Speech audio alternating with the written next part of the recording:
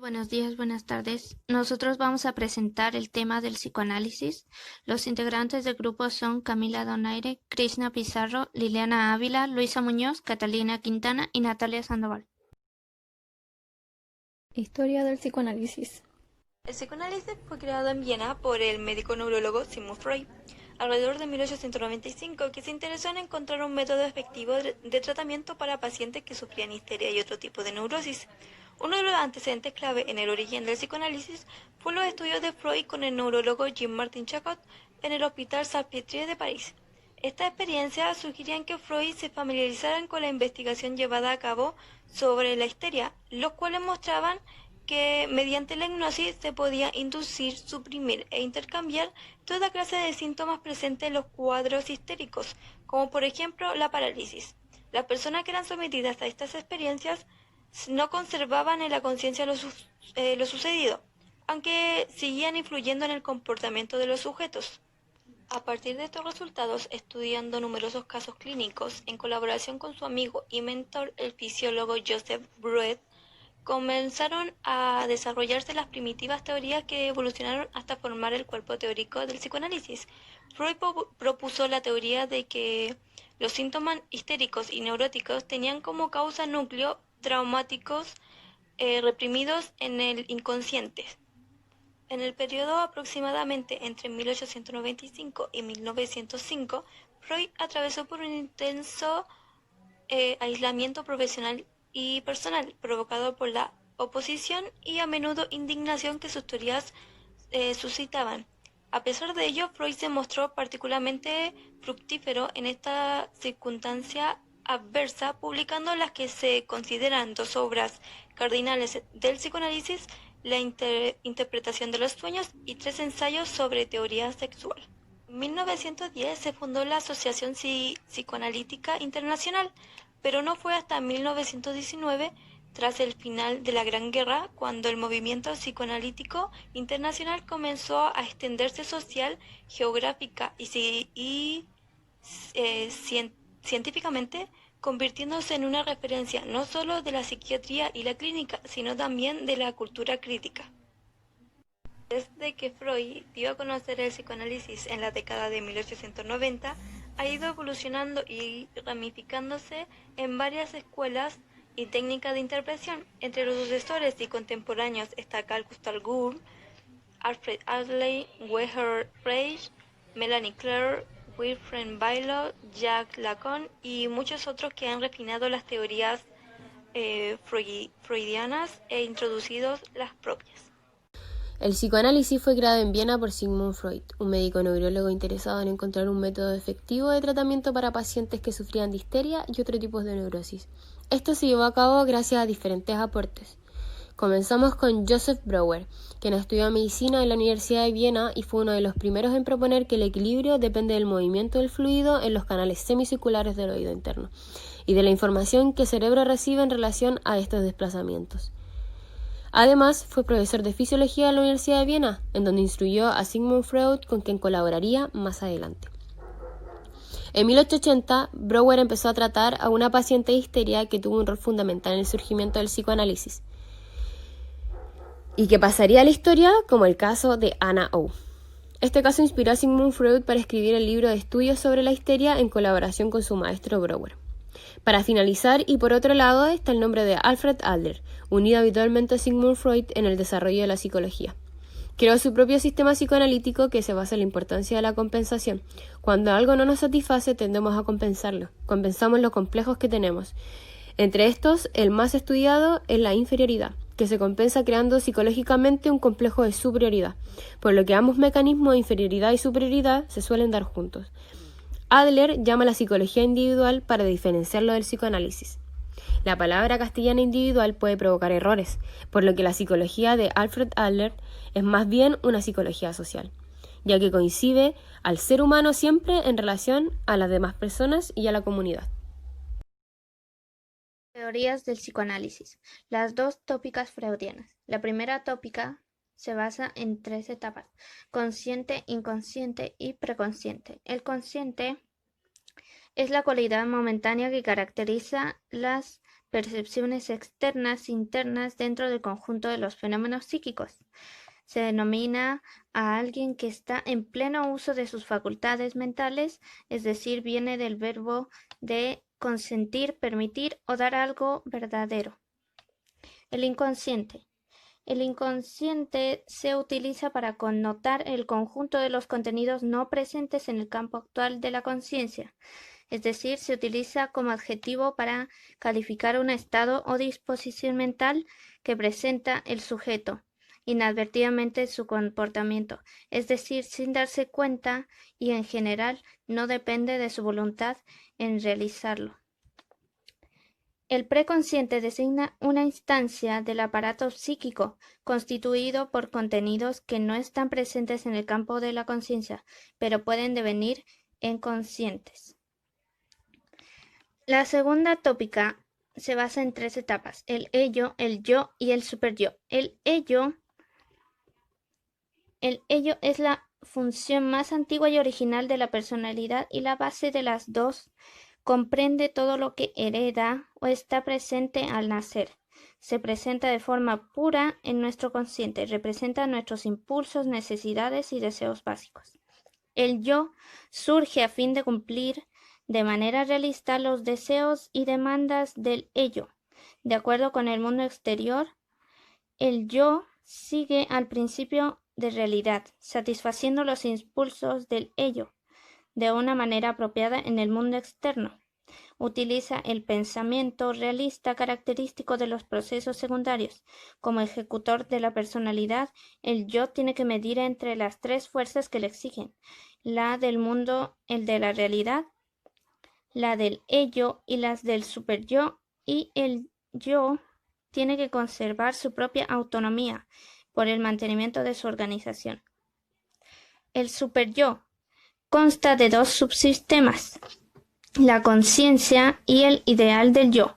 La conciencia se refiere a la capacidad para la autoevaluación, la crítica y el reproche.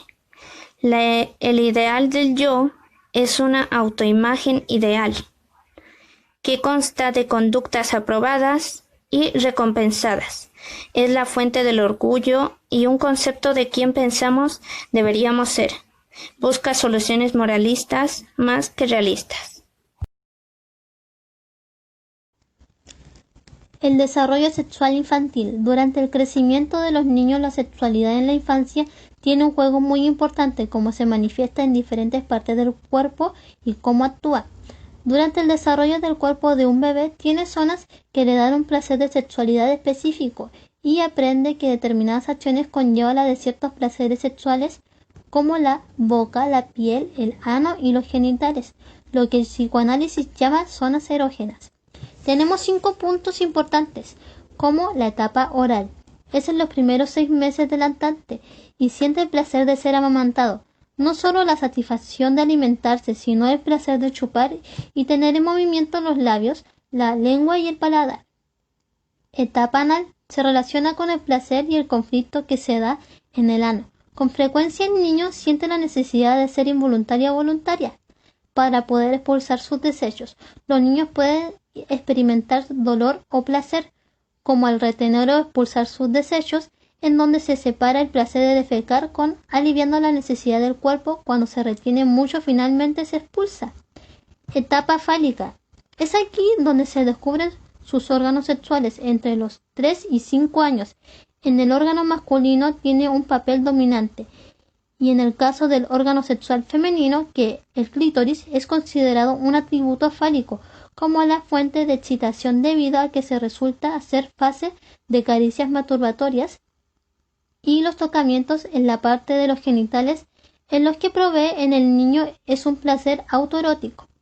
Al principio, la fase fálica, en los niños y niñas, ellos creen que todos tienen falo, y la diferencia del sexo como se percibe castración, cada uno toma cada rumbo e identificación. Periodo de lactancia. Se desarrollan fuerzas psíquicas que inciden al impulso sexual y reduce su dirección, es decir, que los impulsos sexuales son canalizados a niveles de actividad. Se le llama periodo de calma. Etapa genital. Se da en la adolescencia cuando los órganos genitales maduran, en donde empiezan los deseos sexuales y agresivos. El impulso sexual antes era autoerótico, lo que el adolescente busca una satisfacción con la interacción genuina con personas. Descrita por Sigmund Freud como la regla fundamental, la asociación libre es uno de los métodos más íntimamente ligados al psicoanálisis. ¿Qué es? La típica frase "dígame todo lo que se le venga a la cabeza" podría englobar perfectamente la definición de esta asociación. A través de este método se busca, mediante el lenguaje, poder reconocer recuerdos o experiencias traumáticas que no son accesibles conscientemente. Y de este modo se sortea lo que es el mecanismo de represión y el bloqueo mental, tanto traumático como de ansiedad. Así el psicoanálisis alcanzaría un nivel de comprensión más profunda. Este término comienza a utilizarse en un contexto histórico donde existen muchos casos de neurosis. La neurosis es una enfermedad que engloba acciones y formas de pensamiento relacionados con los cambios bruscos del estado de ánimo y el grado de activación mental. Este fue influenciado por Martin Charcot, un neurólogo que ocupaba la hipnosis para los trastornos neuróticos. Pero Sigmund Freud llegó a la conclusión de que las enfermedades mentales son en realidad manifestaciones de ideas, recuerdos traumáticos que resultan estresantes y que por ende deben aislarse, y que los síntomas vendrían siendo lo que ocurre cuando en ocasiones estos traumas son tan poderosos que tratan de pasar a la conciencia. Por otro lado, el lapsus, parapraxia o estado fallido, es un error cognitivo y de comportamiento que engloba la memoria, el lenguaje hablado y la escritura. Según el psicoanálisis, proporciona información sobre los procesos inconscientes y se define como una interferencia de la parte inconsciente de la mente con el comportamiento a manifestarse. Existe el lapsus, que es uno de los desliz freudianos, y son los errores verbales, como cuando le asignamos un nombre a una persona que no es. Existe el gráfico, que es un fallo de la escritura, y el de comprensión o auditivo, que es cuando escuchamos o entendemos algo mal o lo leemos y lo entendemos de otra manera. Como por ejemplo, si un amante se va a ver con su amante y llega a su casa y su mujer le pregunta "¿estabas con tu madre?", él en vez de escuchar "¿estabas con tu madre?", él va a escuchar "¿estabas con tu amante?". Algo así. En la interpretación de los sueños son incumplimientos imaginarios de deseos reprimidos según Sigmund Freud. A pesar de que sean desagradables y no parezca haber nada deseado en ello, esto se debe a que en los sueños escasa lo que es la censura. Puede esto provocar una angustia o una pesadilla, pero a pesar de esto, en las pesadillas también hay deseos disfrazados.